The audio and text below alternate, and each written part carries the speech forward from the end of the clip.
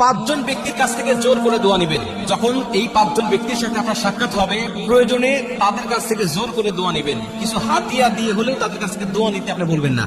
কারণ ইবনে মাজাহ শরীফ এবং তিরমিজি শরীফের বর্ণনায় নবীজি বলছেন, এই পাঁচজন ব্যক্তির দোয়া করলেই আল্লাহ পাক তাদের দোয়াটা কবুল করে নেয়। দুইটা বর্ণনা আসছে, তিরমিজি শরীফের বর্ণনা আসছে 3 জন এবং ইবনে মাজাহ শরীফের বর্ণনা আসছে 2 জন। এই 3 জন আর 2 জন, এই 5 জন ব্যক্তি যখন কোনো ব্যক্তির জন্য দোয়া করে, আল্লাহ পাক তখন ডাইরেক্ট তার দোয়াটা কবুল করে নেয়। রাসূল সাল্লাল্লাহু আলাইহি ওয়াসাল্লাম বলছেন, এক নম্বর হলো মা বাবা। কোনো মা বাবা যদি সন্তানের জন্য দোয়া করে, ওই দোয়ার মাঝে আর আল্লাহ পাকের মাঝে কোনো পর্দা থাকে না, ডাইরেক্ট আল্লাহ পাক দোয়াটা কবুল করে নেয় এবং সেই সন্তানের জন্য আল্লাহ পাক সব দোয়াগুলোকে আল্লাহ পাক কবুল করে নেয়। এটা হলো 1 নম্বর।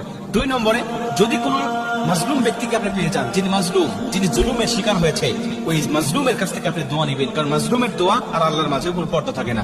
মাজলুম যখন দোয়া করে আল্লাহ পাকের কাছে, তখন ডাইরেক্ট আল্লাহ পাক তার দোয়াটা কবুল করে নেয়।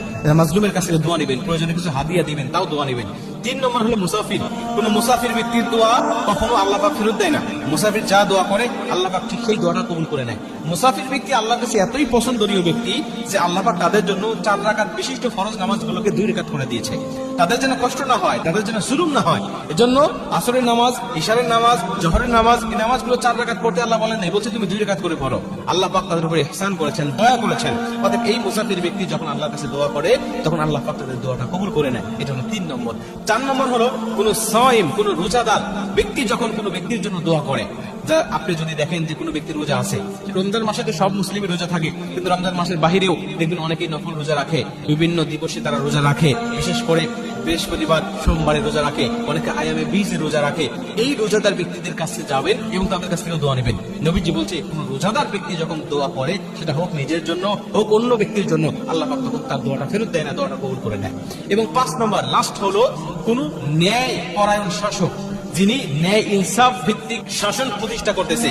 ন্যায় পরায়ণ শাসক, যিনি সর্বসময় ন্যায় বিচার করেন, এই ন্যায় বিচারক শাসকের কাছেও তুমি দোয়া নিবে এবং সেই দোয়াটাও আল্লাহ পাক কবুল করবে। এখন ন্যায় বিচারক শাসক কি হতে পারে? সেটা হতে পারে কোনো চেয়ারম্যান, হতে পারে কোনো এমপি, মন্ত্রী, অথবা হতে পারে কোনো সমাজপতি, যিনি বিচার আচার করেন, যার কাছে মানুষ বিচার নিয়ে যায় এবং তিনি বিচারে কোনো দুর্নীতি করেন না, 7 বা 6 নয় তিনি করেন না। তিনি সরাসরি যেটা সত্য, সত্যকে সত্য বলে, যেটা মিথ্যা, তিনি মিথ্যাকে মিথ্যা বলে। তিনি সত্য পক্ষে যখন রায় দিবে, এমন শাসকের সন্ধান যদি কখনো আপনি পান, বুঝে নিয়েন যে ইনি আল্লাহ পাকের প্রতিনিধি, উনি আল্লাহ পাকের খাস বান্দা, আল্লাহ পাকের রহমতের বান্দা। অতএব তার কাছ থেকে আপনি দোয়া নীতি কখনো বলবেন না। এই 5 জন ব্যক্তি যখন আপনার জন্য দোয়া করবে, আল্লাহ পাক তখন আপনার দোয়াটা কবুল করবে। আল্লাহ পাক আপনার জীবনটাকে উজালা করে দেবে এবং এদের সাথে কখনো বেয়াদবিও করবেন না। কারণ এরা দোয়া করলেও যেমন দোয়া কবুল হয়, বদ দোয়া করলেও তাদের বদ দোয়া কবুল হয়। এই জন্য তাদেরকে সন্তুষ্ট রাখার চেষ্টা করবেন, তাহলে অবশ্যই আল্লাহ পাক আপনার জীবনটাকে আলোকিত করে দিবেন।